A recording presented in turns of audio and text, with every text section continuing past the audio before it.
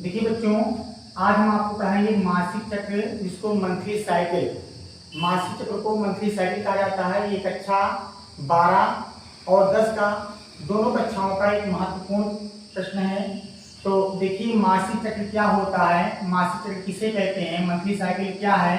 देखिए बता रहे हैं कि आर्टो चक्र को मासिक चक्र, आर्टो चक्र को क्या कहा जाता है, मासिक चक्र, रजोधर्म या मंथली साइकिल के नाम से जाना जाता है। देखिए बच्चों, जो आर्टो चक्र होता है, आर्टो चक्र को मासिक चक्र, रजोधर्म या मंथली साइकिल आदि के नाम से जाना जाता है, आदि नामों के द्वारा इसे जाना जाता है। ठीक है। स्त्रियों में जन्म काल प्रायः 13 से 14 वर्ष की आयु में प्रारंभ हो जाता है। स्त्रियों में जन्म काल बच्चों प्रायः जो है 13 से 14 वर्ष की आयु में क्या होता है, प्रारंभ हो जाता है। 13 से 14 वर्ष की आयु में प्रारंभ हो जाता है और लगभग 45 से 50 वर्ष की आयु में समाप्त हो जाता है। देखिए स्त्रियां जो होती हैं, ये इनमें 13 से 14 वर्ष की आयु में आप लोग को गौण लिंग लक्षण बताया गया था। मादा का गौण लिंग लक्षण कि लगभग यौना अवस्था के समय लड़कियों में निम्न परिवर्तन शुरू हो जाते हैं। आपको तमाम परिवर्तन बताए गए थे। तो ये जो है लगभग 13 से 14 वर्ष की आयु में क्या होते हैं, लगभग प्रारंभ हो जाता है और 45 से 50 वर्ष की आयु में समाप्त हो जाता है। जनन काल के प्रारंभ होते ही ऋस्राव शुरू, जनन काल के प्रारंभ होते ही क्या होता है बेटा, ऋस्राव शुरू तथा समाप्त होने पर स्वयं बंद हो जाता है। जब जनन काल शुरुआत रहेगा तो ऋस्राव क्या होता है, शुरू हो जाता है और जैसे ही ये समाप्त होगा स्वयं क्या होता है, अपने आप बंद हो जाता है। जनन काल में प्रतिमाह अंडाशय से एक अंडे का अंडोत्सर्ग होता है। जनन काल में प्रतिमाह अंडाशय से क्या होता है, एक अंडे का अंडोत्सर्ग होता है। अंडोत्सर्ग की क्रिया दोनों अंडाशयों से लगातार क्रम में होती रहती है। अंडोत्सर्ग की क्रिया जो होती है अंडाशय से दोनों क्रम में है। अगर जनवरी माह में दायां अंडाशय ने कार्य किया है तो फरवरी माह में बायां अंडाशय कार्य करेगा। फिर मार्च माह में दायां अंडाशय कार्य कर रहा है तो अप्रैल माह में बायां अंडाशय कार्य करता है।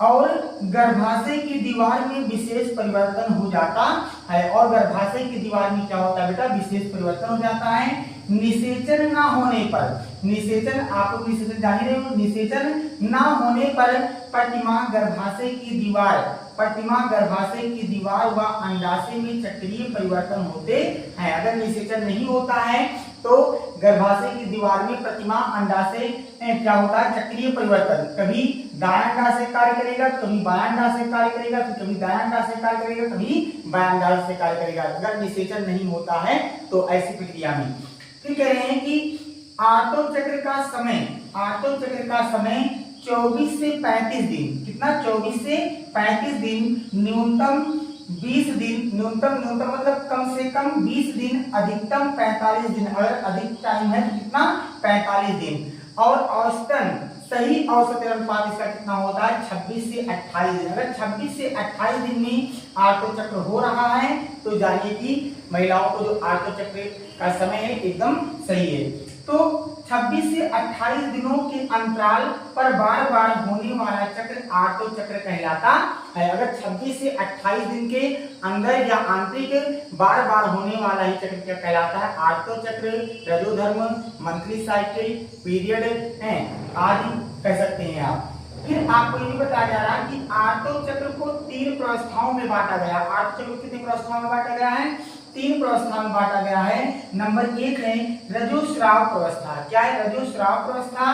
नंबर 2 है अंडोत्सर्ग प्रावस्था और नंबर 3 पे है पश्च अंडोत्सर्गीय प्रावस्था। देखिए जो रजोस्राव प्रावस्था होता है ये 1 से 5वें दिन का जो प्रावस्था होता है उसी को हम लोग क्या बोलते हैं, रजोस्राव प्रावस्था बोलते हैं। बेटा क्या बोलते हैं, रजोस्राव प्रावस्था बोलते हैं। और अंडोत्सर्गीय प्रावस्था जो होता है 6 से 13वें दिन, 6वें से 13वें दिन का जो समय होता है उसको हम लोग क्या बोलते हैं, अंडोत्सर्गीय प्रावस्था बोलते हैं। और जो है 15 से 28वें दिन का समय को हम लोग क्या बोलते हैं, पश्च अंडोत्सर्गीय प्रावस्था बोलते हैं। तो देखिए आप लोग चित्र के माध्यम से ध्यान देंगे, जैसे कि आपको बताया जा रहा है क्या, मासिक चक्र, क्या बताया जा रहा है, मासिक चक्र।